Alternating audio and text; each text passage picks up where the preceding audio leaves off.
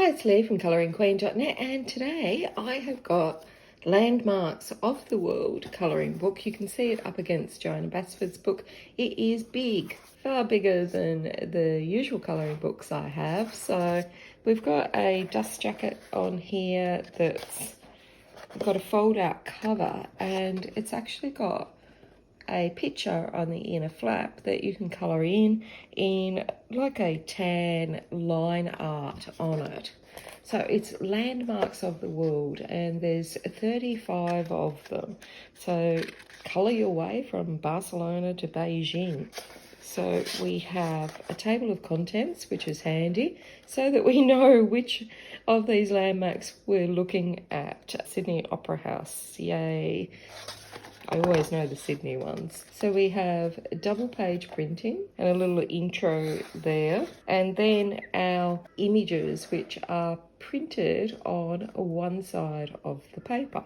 Now, this is actually the construction of the Hagia Sophia. I'm sure I'm butchering that, but I've actually been there. It's in Istanbul in Turkey. Isn't that lovely? And so on each page, I won't show you the facing page because then it's just too hard to see the main image, but on the facing page there is information about the landmark that we are viewing. So really good that these are on single-sided pages, because then we can use whatever medium we fancy. Now, this is St. Mark's in Venice in Italy. We have got Angkor Wat in Cambodia. You could imagine that, beautifully painted. Now, the paper is a really good quality. It's a medium to heavy paper. It's quite thick. I don't know how it would take alcohol markers or anything like that. This is from Norway. And now we've got Granada in Spain.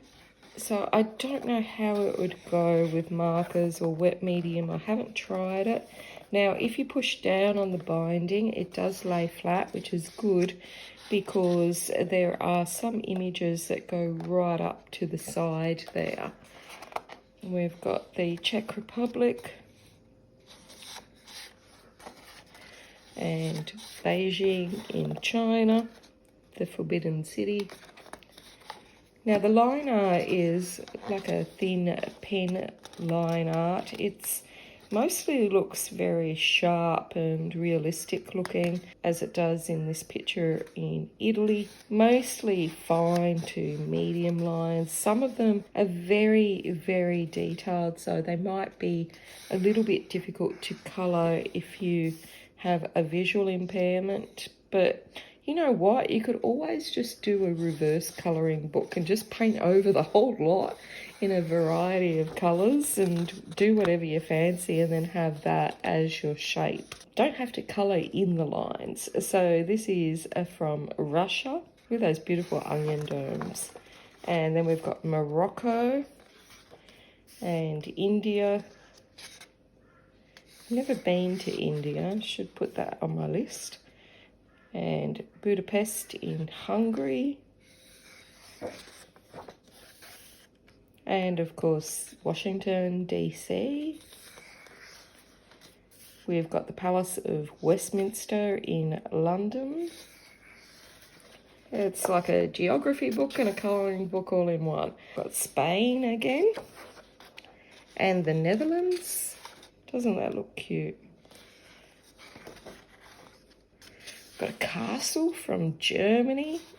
Gosh, imagine you finding your way around that and cleaning it. We've got the Tower Bridge in London. And we've got Brazil.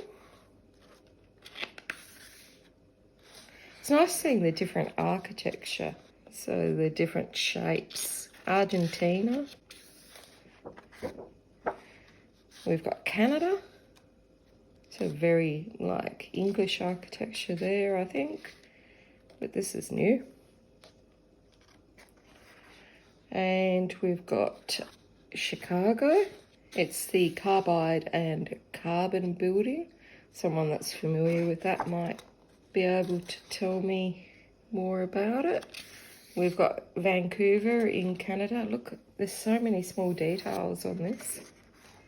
Then we've got the Chrysler Building that I think everyone recognises in New York.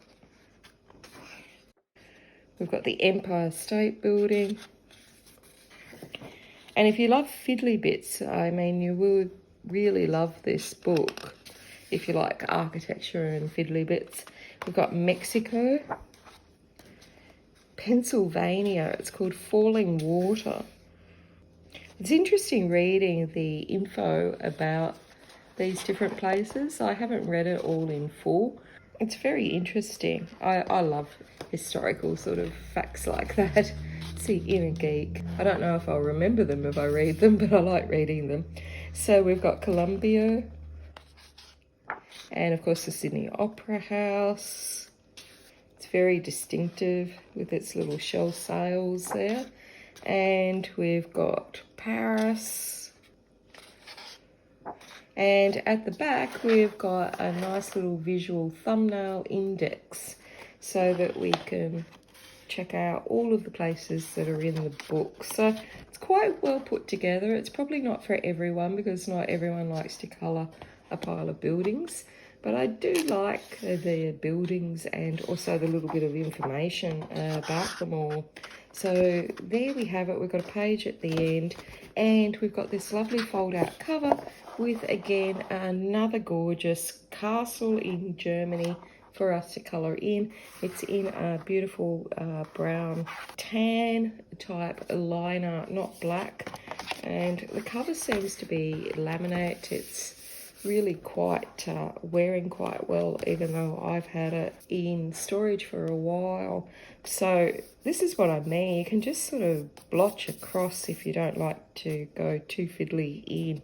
Probably a nice one for your watercolours and whatnot. It does look like they've put watercolours on the front, but I can't see where it says that it's watercolour paper or anything, so I would test it out before you went crazy and did that.